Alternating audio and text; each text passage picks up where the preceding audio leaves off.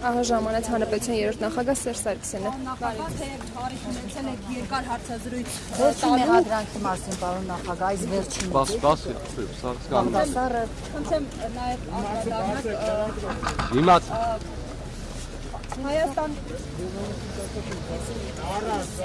Պարոն նախագահ,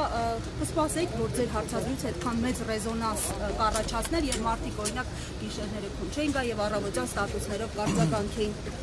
Ես ընդհանրապես երեք շոս առաջ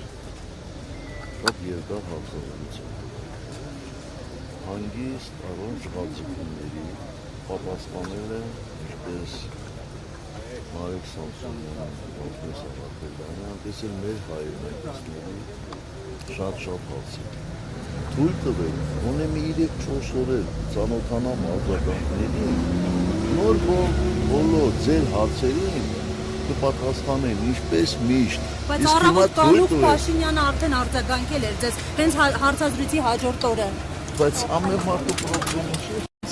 Նախագահ, այս վերջին մեղադրանքով, այս մեղադրանքի օգուտ են ուզում ասել ձեր գնահատականը։ Հայտնի փաստա, դա առանձին մեղադրանք է, վստահ եմ, որ այդ գործերը միացնելու են այս գործերից մեկին։ Պարոն նախագահ, 2019 թվականին Փաշինյանը հայտարարում էր, որ որևէ թուղթ չկա սեղանին, հետո հիշեց, որ թղթեր կան, դրանք ցակուցրիվ են։ Հիմա էլ ասում է, որ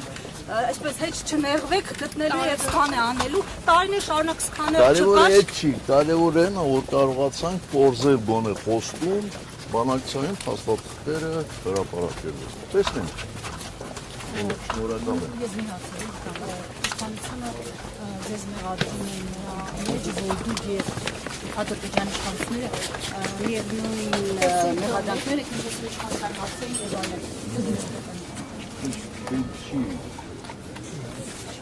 սեփական արտարացությունը ուրիշներին այսպես վերագրել։ Դե ասում են դուք ձեր բյուջեն եք ավելացրել ռազմականից մոքանում։ Դրան չէի։